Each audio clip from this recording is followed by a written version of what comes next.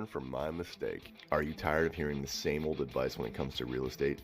Do you want to learn from the biggest and baddest mistakes in the industry?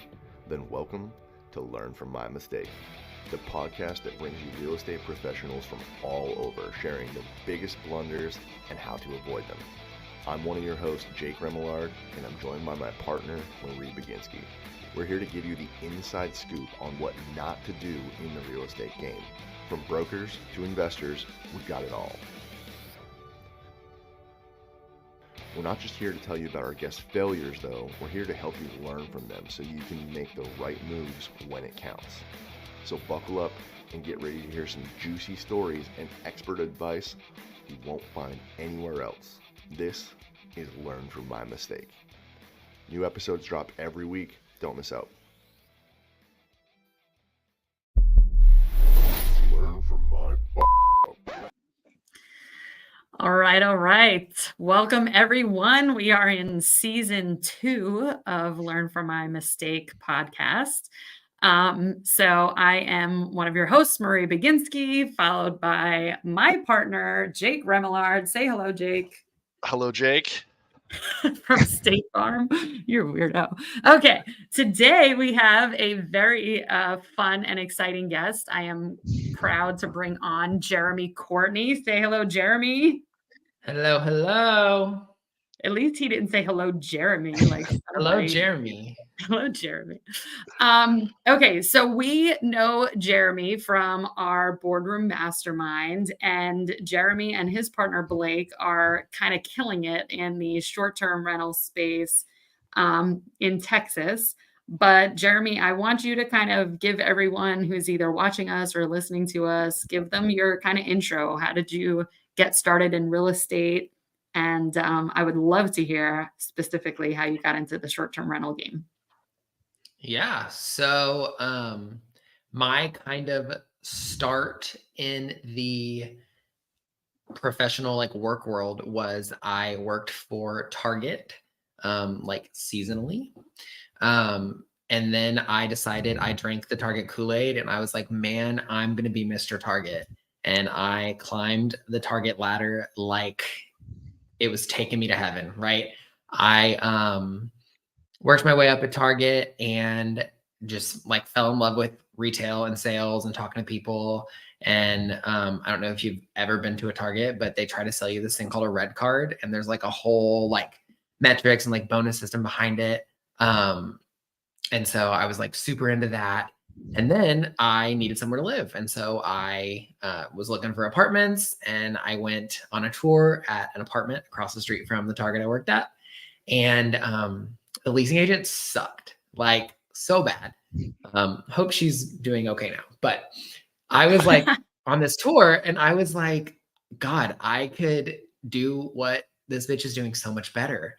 And so I applied to be a leasing agent and I got started in the property management world.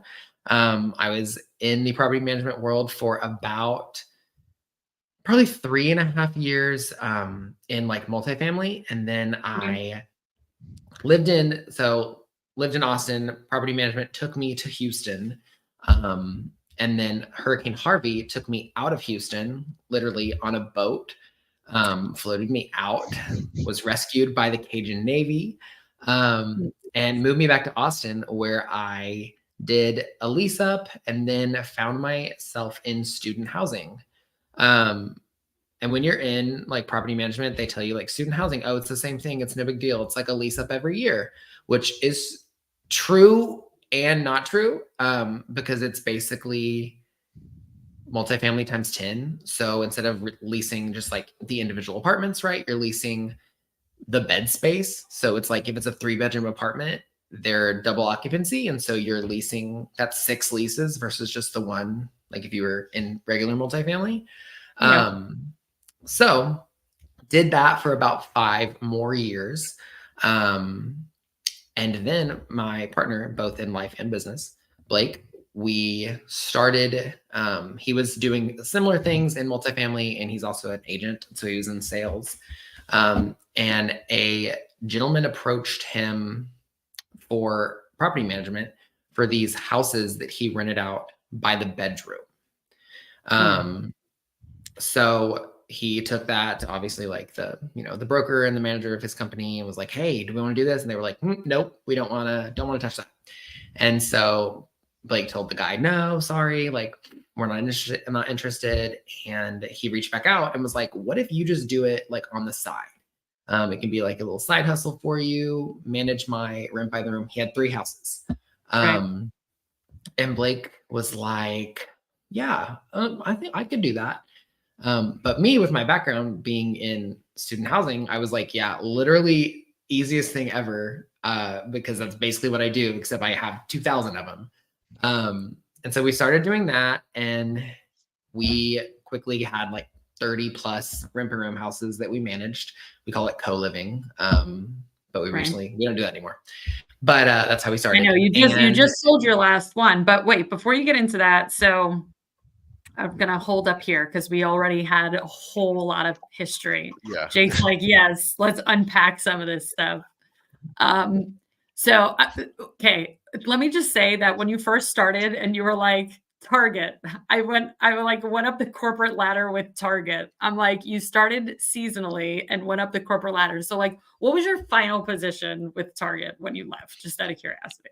ETLGE, so executive team lead guest experience, which I don't even know if they still have those. But that was that your target? No, I wanted to be a DTL. I wanted to be a district team leader. I was gonna target the world. But you made a dad joke. Was that your target? That was, yeah. I was trying to work it in earlier. There was no like organic. That was a good. Okay, so you jumped from Target, and then you kind of jumped into, you were talking like a 3.5-year period where you got into property management. Let's talk that initial jump into property management. I know there were some horror stories or some funny things or fuck ups that happened in that maybe like first 6 months to a year that you were getting into property management. So for anybody that like maybe is listening and they want to take on project or property management on their own or anything like that, what were some of the early fuck ups that you made getting into property management? Well, getting into property management, like getting hired as like a leasing agent where I started, like the first company that I worked for didn't pay commission like at all, which like is the whole reason you get into like real estate in general, but like property management. Yeah. So I just like chose bad for like the first company, but I didn't have any experience at the time. Gosh, all of my like property management fuck ups really come in to play like when we did it on our own. Yeah. Like when I wasn't like jumping into these like companies that had like systems and processes set up. Probably the biggest like property management fuck up we've made. Well, that's not even a property management fuck up. That's a business fuck up. But like trying to reinvent like the wheel. So like thinking that you know better. Like so I know like the big thing now in property management is like self-guided tours. And we kind of tried to give self-guided tours like before that was like a thing, but it's hard to give a self-guided tour to a home where like people are living in. Because like, their bedrooms are locked, but then you're trying to give them you have people letting themselves in and maybe they're like making breakfast or, so yeah, getting into that was kind of a fuck up, but I made a list of like fuck ups I was going to share. But yeah, I guess in property management, the biggest, like both business and property management, but like the overall fuck up was like, we said yes to like way too many bad houses, bad clients, bad tenants. Like, we wanted to grow our business so fast that we like anybody that had an idea of what co-living was and wanted us to take on their property, we were like, yep, 100%. Yep, we will. We would love to. Without like vetting the property, without, seeing like, will this actually be a good property for co-living? Just because we wanted to grow. And then trying to like fill those properties, we made so many exceptions. Not with like felons or anything, but like people that maybe weren't necessarily qualified. Yeah. But we were To like, pay the rent. Yeah. yeah, we were like, okay, well, you know, investor really wants this house leased and they're up my butt, and you know, tours are low, but here we've got an application, and you know, like maybe he doesn't make enough, or you know, maybe he has 17 DUIs, but it's okay. We'll let him move in. Okay. So explain, I guess, for some people that maybe are not just familiar with this concept, just explain a little bit about co-living. And I'm assuming that this was like pre-pad split days, right? Yeah. Or like okay. Mm. Yeah. So just explain a little bit what that is for people. So we basically were like, we were pad split. We were pad split homeroom. We were like a competitor. I don't know about a competitor, but we were like we were the same as them. You're like on their wall. Co-living, Those guys. yeah, we were their target. We really were. No, but co-living is where you take a single family home and it's like, let's say it's a 3-2, right? And you throw up some walls and you make it a 5-2, and then you lease it out by the room. So kind of a shared kitchen, maybe a shared living space, shared bathrooms, but everyone, like there's like locks on the bedroom doors. They're basically, all their belongings are in their bedroom.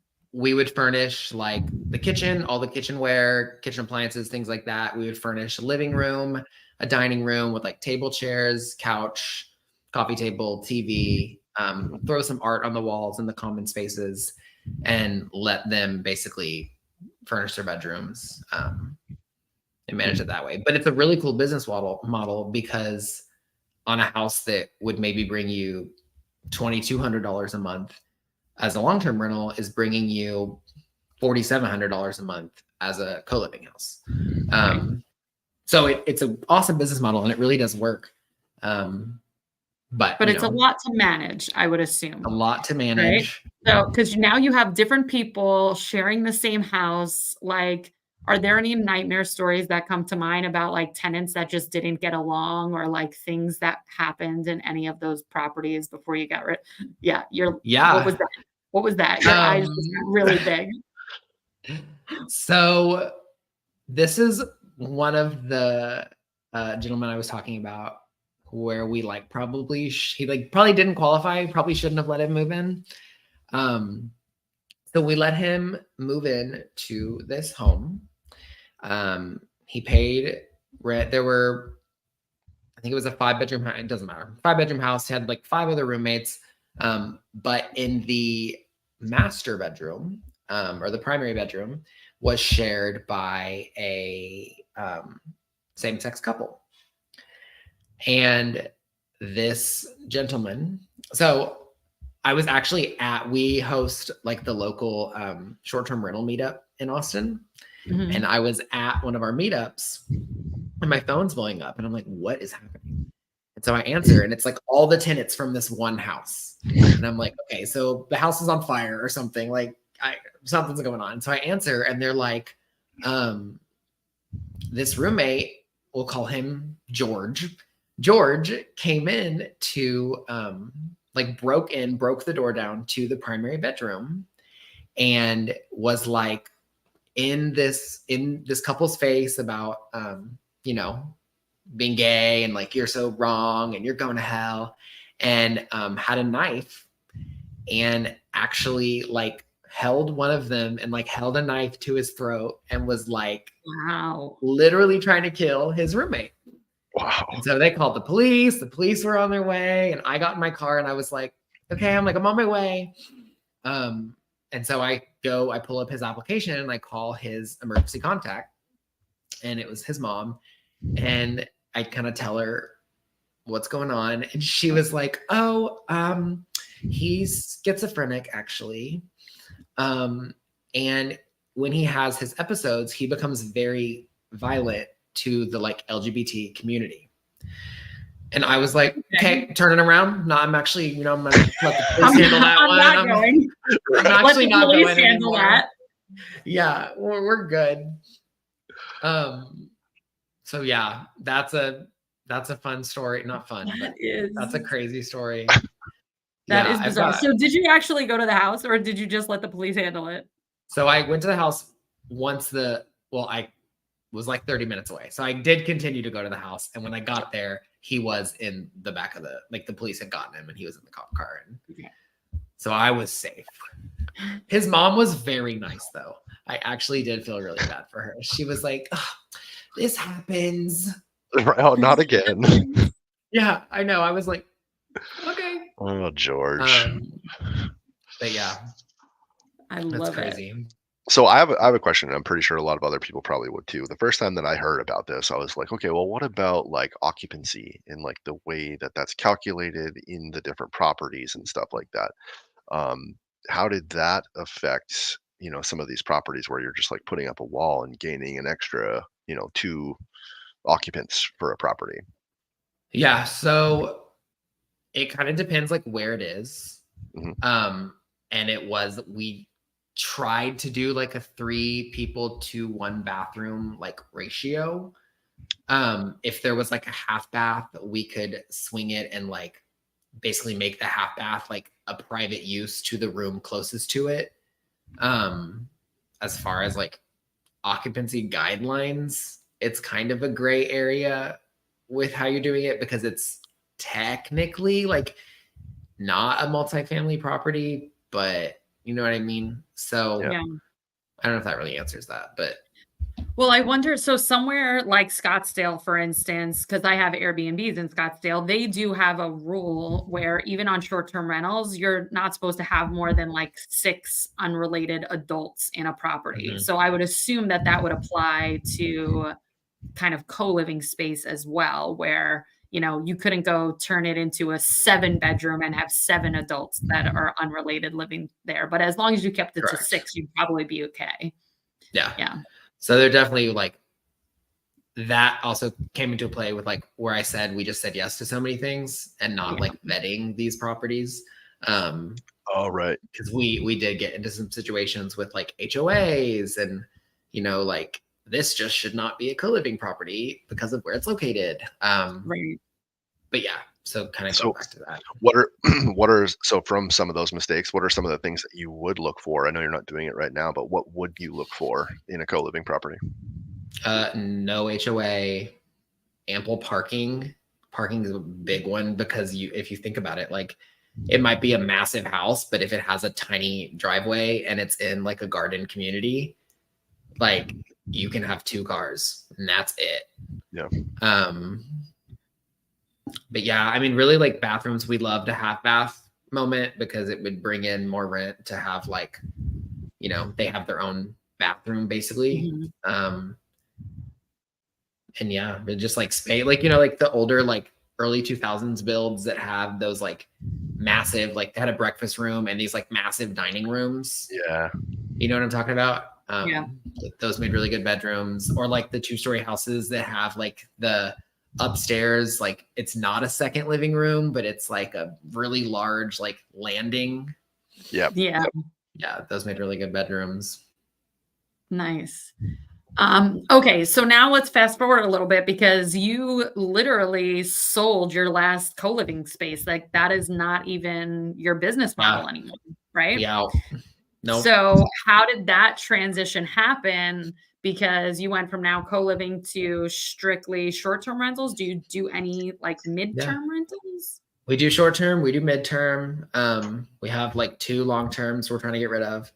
But so we grew in the co-living space solely by like word of mouth. We didn't do any marketing. It was just, talking to different agents, talking to, the clients that we had that did co-living with us, telling their friends. And we got a referral from one of the investors that we had on a house. And he called and was like, he actually called Blake and was like, hey, do y'all manage short-term rentals? And Blake was like, yeah, totally. We do. And we did not at that time, but we wanted to. And he was like, what do y'all charge for that? And so Blake, quickly Googled on his phone, like what other companies charge for that. And just like gave him a number. and he bit, and he was like, okay, great. And then he was like, do you know any interior designers that specialize in, short-term rentals? And like, side note to this, I've always like had a massive interest in interior design. I've taken interior design classes. Like, that's always been like my like thing, right? And so Blake was like, yeah, actually, yeah, we do. And so I bid to do this house. I did the design and the setup on this house. And that was our first one. And it, it's the same way that the co-living grew, just naturally and organically by like word of mouth. That's how we grew our short-term rental portfolio. Yeah. That's awesome. So just out of curiosity, how many do you manage right now? Currently right now we have like 87 that we manage. Okay. We were right at like 100. But kind of circling back to like the big mistake that we made was we got so excited that we were growing this short-term rental arm of our business that we just said yes. Yeah. Like same exact thing, right? So we said yes to some owners we probably should not have said yes to. We said yes to some pluses. And so we had all these properties, and we had like a decent handful of properties that just like weren't making money. And so another one of like the fuck ups I have written down to talk about is our books. Like, we're not in order, like really at all. So we hired a bookkeeper, got our books in order, and kind of got to see exactly where we were on each property and what properties were making money. And we went through like a shedding, like fat trimming, like phase where we just got rid of all of these properties that were not making us money, that were not a fit, that we should not have said yes to begin with. And so that's kind of the phase that we're coming out of. We had like our growth phase for sure, and then now we're kind of coming out of our fat trimming phase. I think that's it's really cool that you guys had that awareness, right? Then brought in the bookkeeper and took action on it to get rid of that fat that you need to trim. But I think that's something that I see a lot all the time, like entrepreneurs getting excited about things, saying yes to different opportunities. I'm guilty of it myself. Like, in the beginning, you're trying to make things work on your own as an entrepreneur, and then there's an opportunity and you're like, yes, great, I can do that too. Or like just trying to like either over diversify or just get involved in things that you have no business getting involved in. But then when you can come back around and say no, it's really like, it's hard in the beginning if you're somebody that's not used to saying no. I wasn't. But once you start, it's like, oh, what else can I say no to? What else could I clean up? How else could I kind of trim that fat? And it's cool that you guys did that. Just wanted to share that. Oh yeah, no, it's very much like the entrepreneur way to like figure it out, just make it work, and just Target, when I worked at Target, not to bring it back to Target, but their like slogan that they would like teach you in onboarding was don't stress, just say yes. Or like, returns, and like the customer's always right, and kind of like that type of mindset. Yeah. And so that's like tattooed in my brain. And so, don't stress, just say yes. So right. It's actually don't stress, say no. But yeah. That's great.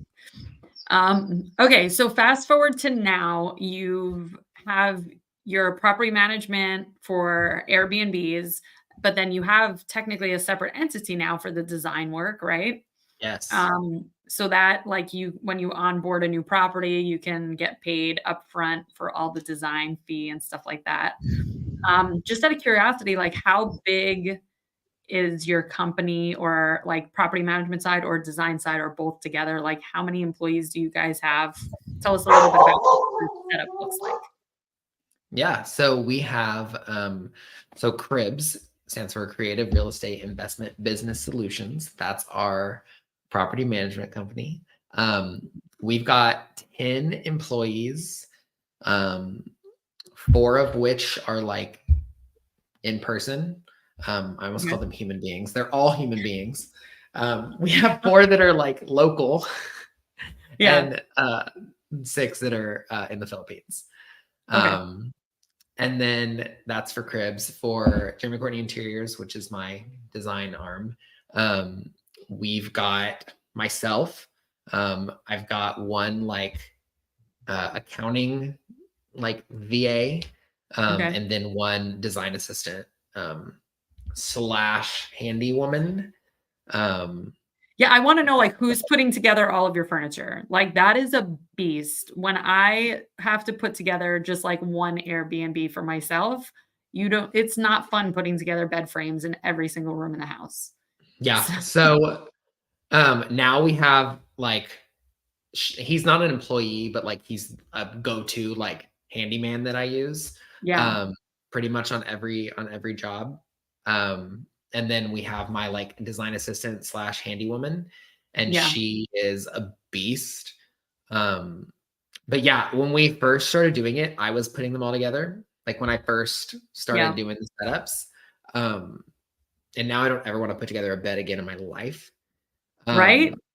And then I It's not switched fun. to, no, it's not fun. And I'm not good at it either. And Like, drawers, oh my God. Anything that you buy that has drawers, ugh, what a pain in the ass. yeah. So when I would, now I'm like fully like, if I'm going to do your property, I get full like design. Like you don't get to say like, oh, but I really want this couch. Like, no, I'm sorry. I'm choosing everything. But I used to do it to where like the clients could choose like the Like they big had some pieces and I input would on the go, design. yeah. And they'd be ordering these like IKEA dressers that have 900 pieces and it's like the 6 drawers and you're building that for 9 hours, no matter who you are. Yeah. But yeah, as far as labor goes, we've tried everything. I've tried like TaskRabbit. I've tried, that's just too expensive. I've done, a lot of people love like Wayfair. You can include assembly. Okay.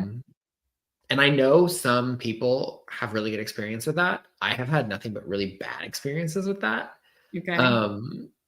But I think it's also just because they use like a TaskRabbit type service. And so you're not getting a Wayfair employee that's coming to put this together. You're getting like an Uber Eats driver, you're getting like, you don't know who you're getting. But yeah, so now we have my handy woman and my like go-to handyman that do all of our setups.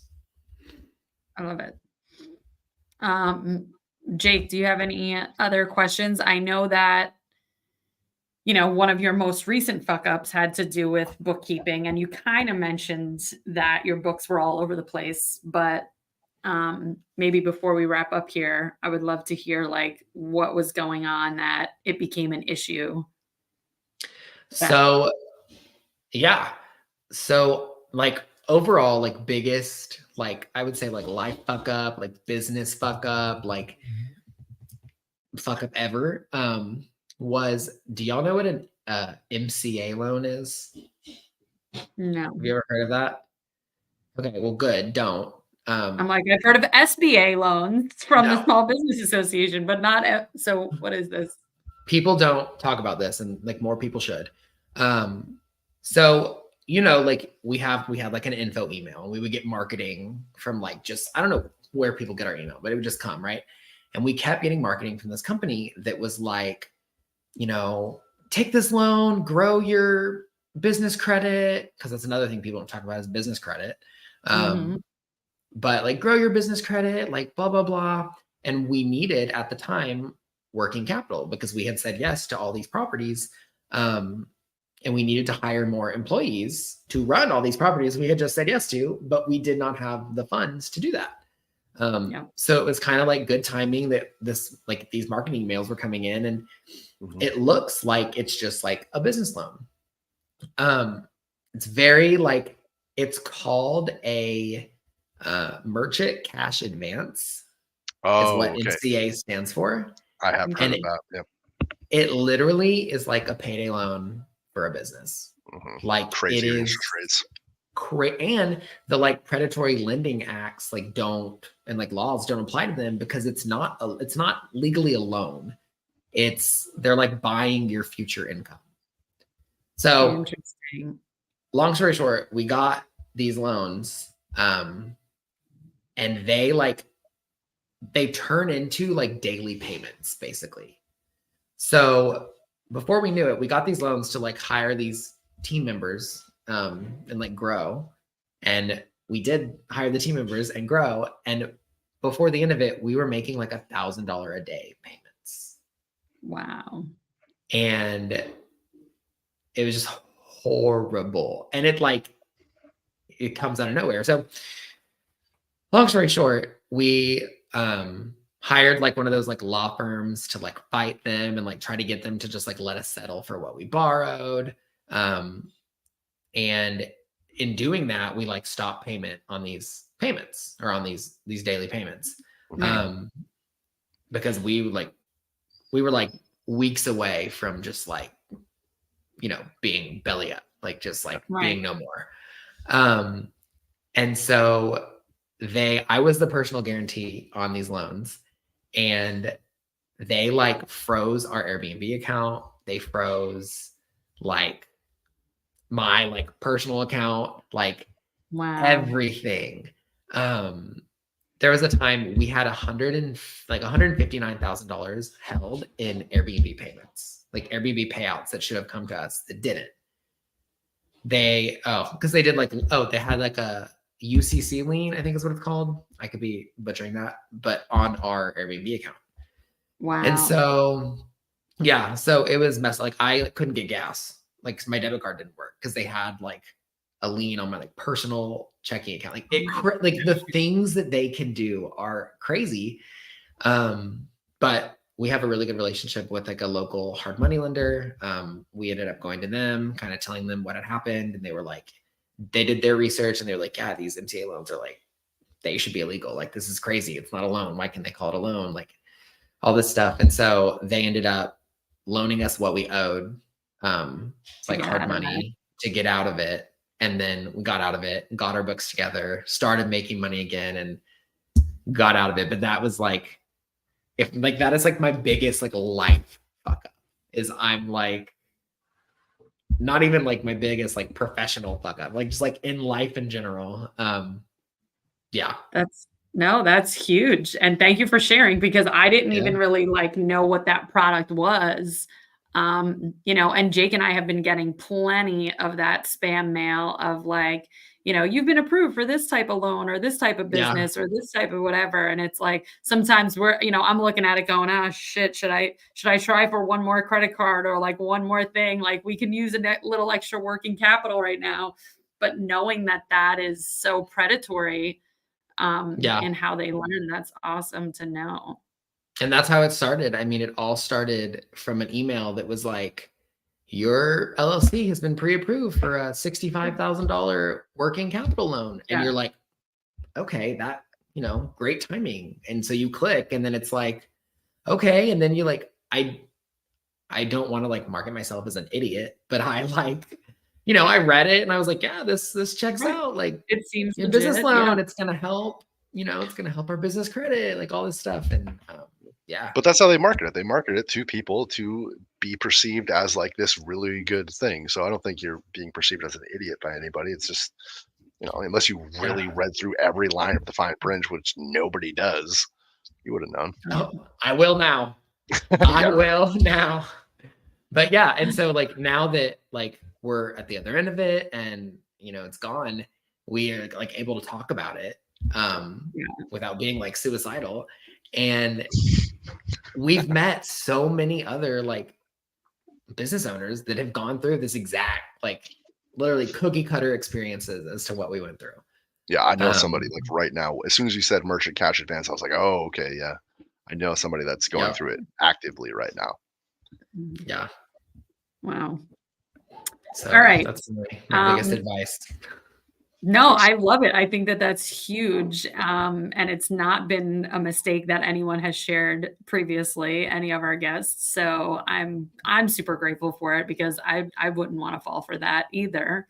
And it's something that I think I could very easily fall for, especially like you said, sometimes like with your business, right? You just get into these like cash crunches where you're too many obligations and you have things going and you're like, shit, we need cash right now. Like, what's the easiest way to get that?